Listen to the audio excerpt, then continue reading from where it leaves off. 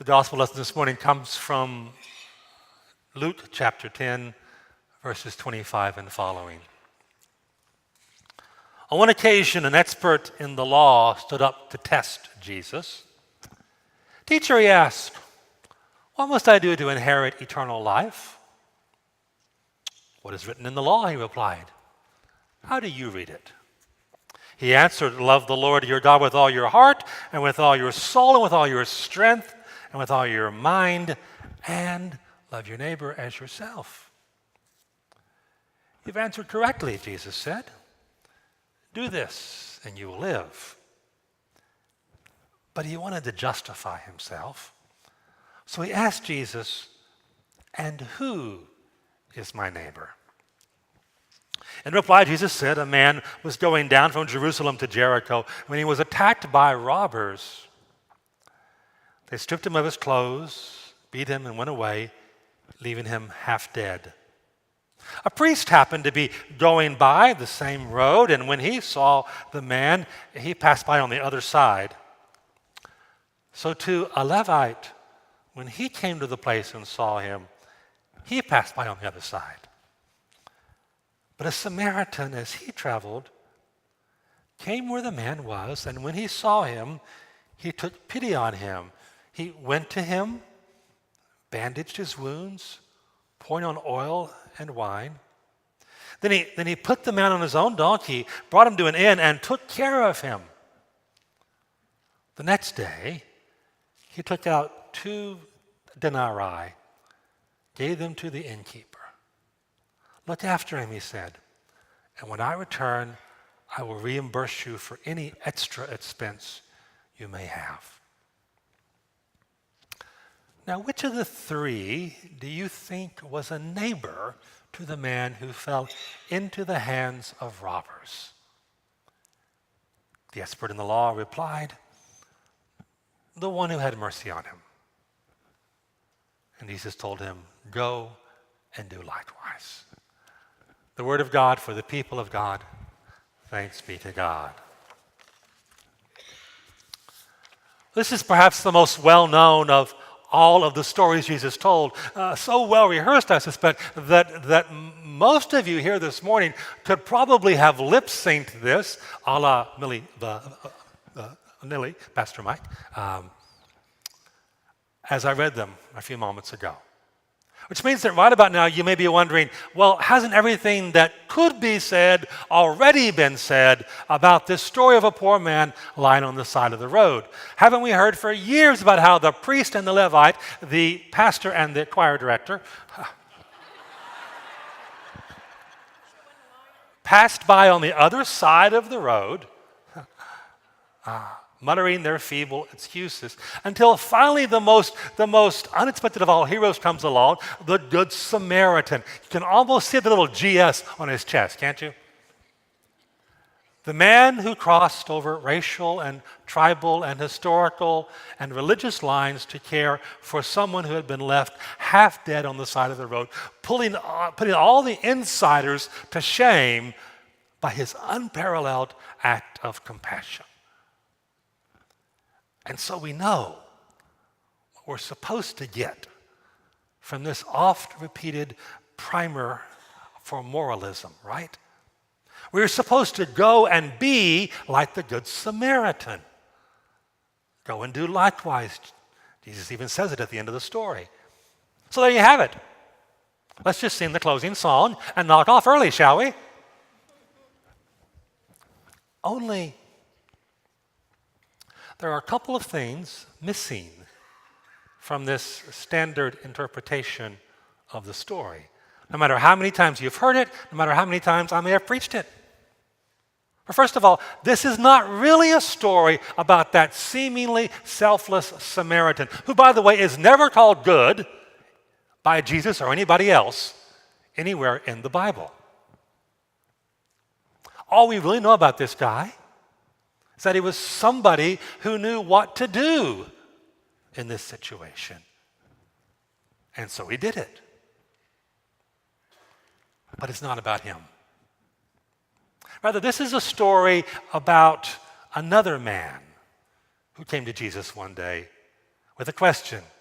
Now, he was an expert in the law. Some would say he was a lawyer. I'm not sure that gets at it exactly. This man, the law he had studied was not contracts or civil torts, but the religious teachings of the Hebrews. In other words, he was a spiritual scholar, a nomikos, to use the Greek term of the Bible. And the whole reason why he even raised the question that he did was simply, apparently, to test Jesus, to scrutinize him, and let's be honest here, maybe even to try to embarrass him or discredit him in the eyes of other people. Now, knowing what we know now about Jesus, can you think of anybody worse to try to play stump the preacher with? You can probably catch Dan or Michelle or Mike or me in a game of biblical Trivial Pursuit. But Jesus? Bad choice, Mr. Expert in the law. Because Jesus was there when God gave the law to Moses in the first place. We should notice, though, Jesus is pretty generous with this guy. This guy wants to test him. For he replies simply, well, what do you think, counselor? What is written in the law? More significantly, how do you read it? The expert in the law had the right answer, the orthos, the orthodox response, to quote the exact words of Jesus. But you know, the fellow just couldn't leave it there. He had to push a little further, and so he followed up the first question with the second one. And who is my neighbor? And Luke tells us he asked that because he wanted to justify himself. You ever done that? Look for some way to rationalize your behavior when you already knew it was wrong in the first place. Or tried to get by with simply meeting the minimum requirements in life. Many years ago, our daughter almost did not graduate from high school.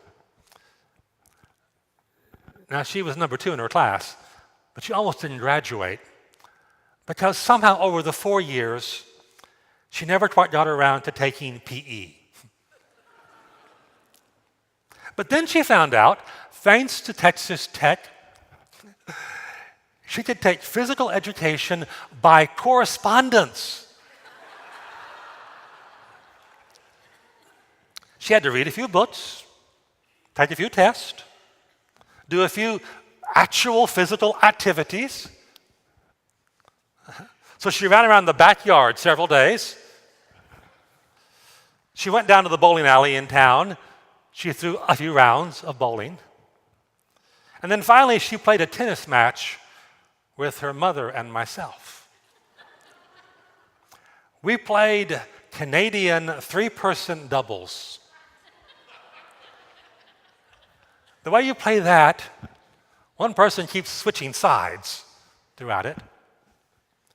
We played only until someone, and we played, by the way, at 10 o'clock at night at the city park when nobody was anywhere close to it.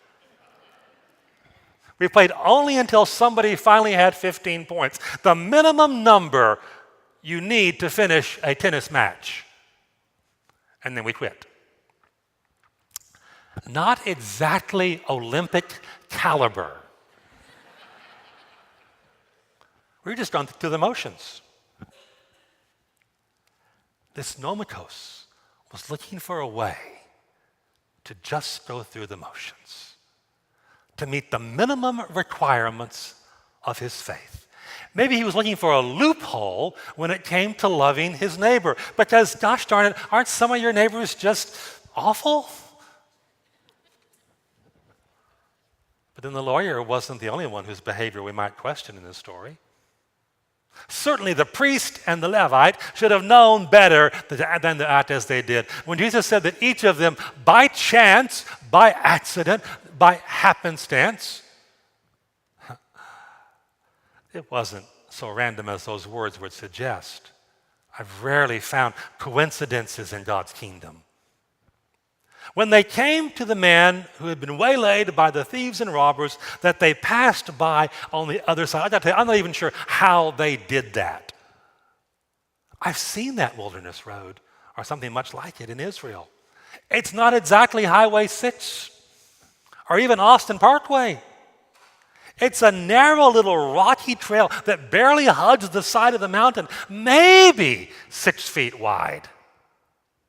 Maybe. There is no other side of the road on that road. They had to step over him just to get around him. It's a little like if you go out to Brazos Bend State Park and you walk around the lake there, and there's a sign that says, "Do not disturb the alligators." Well, I'm not about to disturb them. And it says, if you find one, stay 30 feet away from it. They're in the middle of the trail. You can't stay 30 feet away from them. You have to walk over them and around them. That's what these guys had to do. And no doubt that they had their reasons for not stopping. Maybe they were in a hurry. Maybe they were distracted. Maybe they were afraid for themselves, fearful that the same guys who had beat up this fellow were still hanging around, hiding behind the rocks, ready to beat them up too. See, let's be really clear. That road is a pretty fearful place. You do indeed go down. You go from Jerusalem to Jericho. You drop 3,500 feet from 2,600 feet above sea level to 825 feet below sea level, as you trek through a stark and barren wilderness that looks like the moon. Trying to think of it makes me wonder, what in the world was that guy who was beaten up doing there by himself, unarmed in the first place? Who in their right mind would do that? It was downright irresponsible on his part. I think he was asking for it. Let's blame the victim. That's always easier, right? Than to blame the perpetrators or point the finger at ourselves. Only fortunately, the Samaritan came along, again, not by chance. I have no idea why we even have been on that road in the first place. Samaritans weren't all that welcome in Jerusalem. They probably weren't welcome very much in Jericho either. Where was he going? Still, when he came upon the man who was lying half dead, Himethanes, in the ditch, his response was entirely different from that of the first two guys. The Samaritan took pity upon him, so we are told. It's one of the great words in the original language that the English translation doesn't quite get at. Literally, his bowels, his splanchnon, we get our word spleen from it, the part of him which the ancients considered to be the seat of one's feelings or emotions, like we say the heart is now. His tender mercies began to yearn and go all out for this guy. Without even knowing who he was or whose people he belonged to. What the Samaritan saw was simply a fellow human being who was in enormous need indeed. So he got down off of his donkey, he began to bandage his wounds, his traumata, his traumas, and then he lifted the guy up, tied him on his donkey so he wouldn't fall off, took him to the closest place of refuge he could find, a little roadside inn that lay halfway between Jerusalem and Jericho. He paid the innkeeper to take care of him. He even arranged a personal line of credit for the guy in case there were any extra expenses that the HMO, Hebrew Medical Organization, wouldn't pick up. And why? Because that Good Samaritan was a mighty hero, a moral exemplar, a model citizen, a credit to his race, some might have said. No. Because the Good Samaritan was an ordinary human being. And that's what ordinary human beings ought to do for each other. We ought to take care of each other.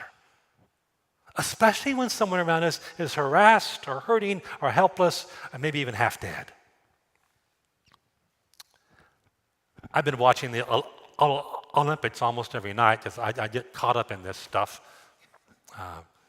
But I'm really caught up when I know a person that's in the Olympic Games has a Christian faith. Maya Dirado is one of those. She's already won 4 medals in swimming. She's testified, she said, Jesus' love for me and all humanity is something that always helps me better love people around me when things get difficult. She told Yahoo Sports she doesn't think God really cares at all that much about her swimming, but he does care about her soul and whether or not she's bringing his love and mercy into the world. You see, the truth is, sometimes we may be the Samaritan, and sometimes we're the guy lying on the side of the road. So what are you going to have to do about this morning? Should we start driving up and down the highway looking for people who have been mugged and beaten and lying half dead on the side of the road? Maybe. But I have a feeling that more often than not, we've simply been summoned to live a life which recognizes that in the end, fulfillment in life is not about you, it's not about me, it's about God, it's about other people. About the God who can give us the strength to do what needs to be done, even despite our fears and our failures, and about others who stand desperately in need of a demonstration that somebody else truly cares for them. All of which is why in the weeks ahead, we're looking at what Jay Pathak, Dave Runyon have called the art of neighboring. In preparation for this series, Pastor Conway went out last week. He asked a few folks in our neighborhood what being a neighbor is all about. Let's run that now.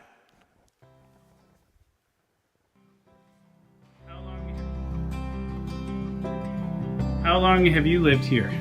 We moved here in 1998, so it's been 18 years. 22 years. I haven't lived here long. It's about 4 months now. I've lived here 16 years.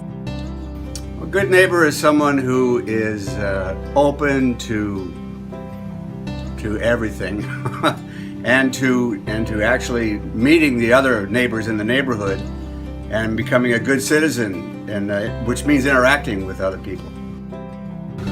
Friendly and someone you can rely on when you need something, and yet they're not too in your business. The neighbors should know you all, the whole thing, like, of course, we're going out of town or anything like that, they can look at our house or anything like that. That's the best thing to do.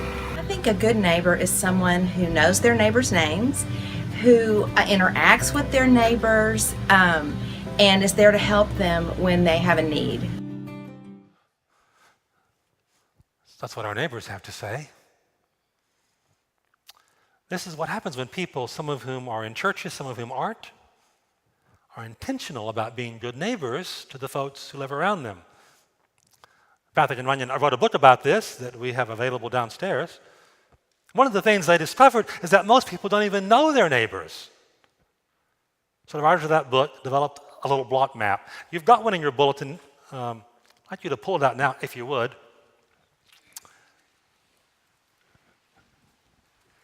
You'll notice that in the middle of the map is your house. And the empty boxes are your neighbors. Next door, across the street, behind you, the 8 people or families who live the closest to you.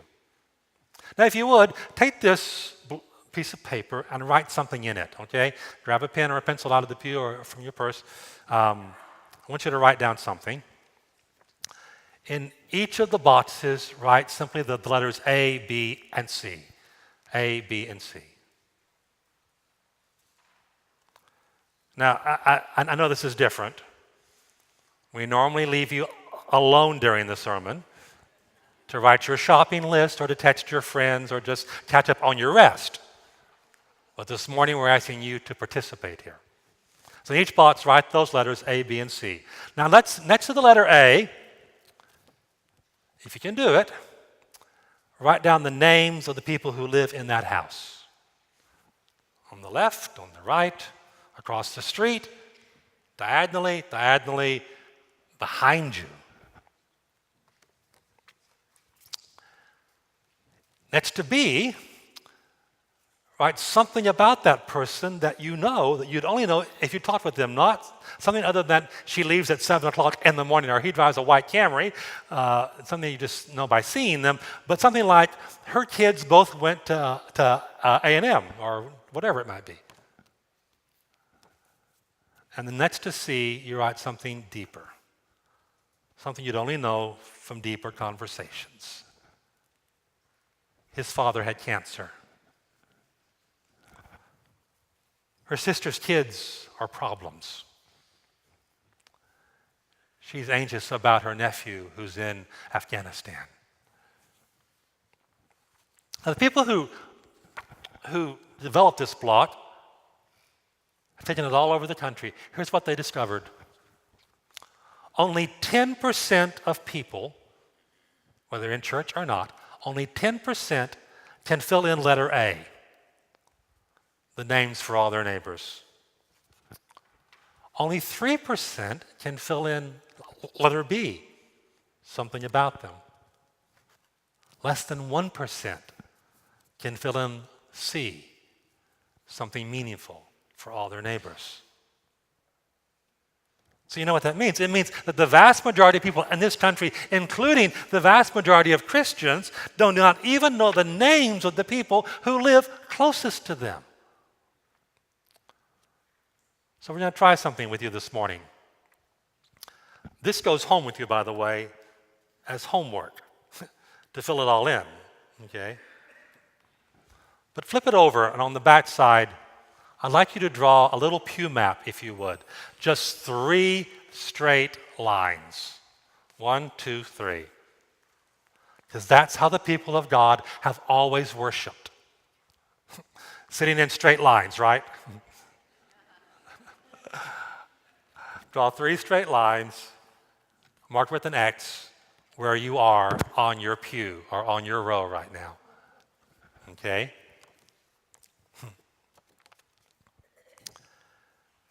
Now, I'm going to give you 2 minutes and 30 seconds. Fill in your pew map, okay? We're going to make it easy. I'm going to ask you to stand up. You can ask someone's name today. This is Amnesty Day for names, okay? Even if it's your spouse and you've forgotten it, go ahead and ask them, okay? If you're sitting next to family members, though, they don't count, okay? Step a little further.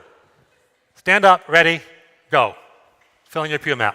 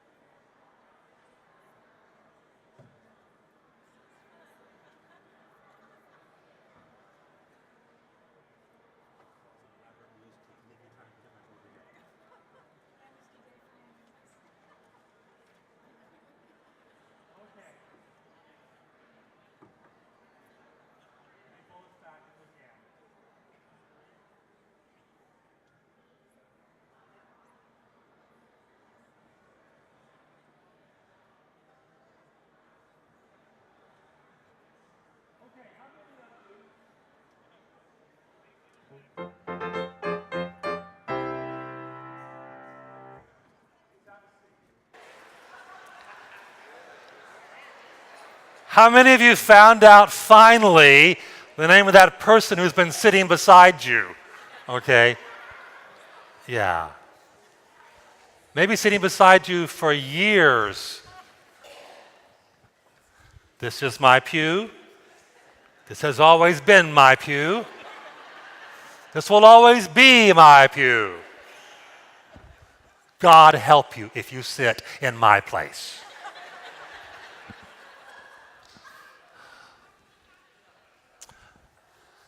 Now that you're warmed up, take the block back home with you. Fill it out the best you can. Then put it on your refrigerator or bulletin board as a prayer reminder to begin to pray for those names, those families. You may not know who lives behind you because there may be a fence there. The last place we lived that had a backdoor neighbor had a 9-foot fence.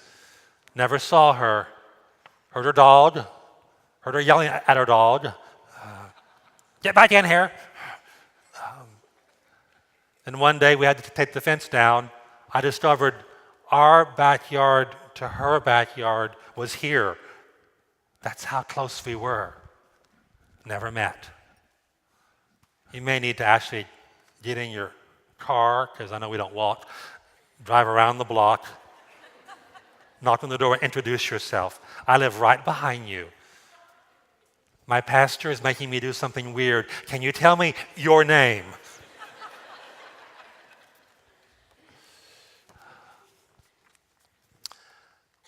We're asking you to make an effort this week to meet one person you didn't already know.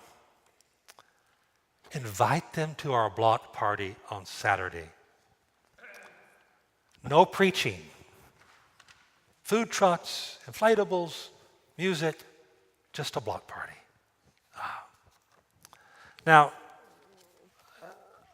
I understand some of you do live beside people who are bitter and hateful.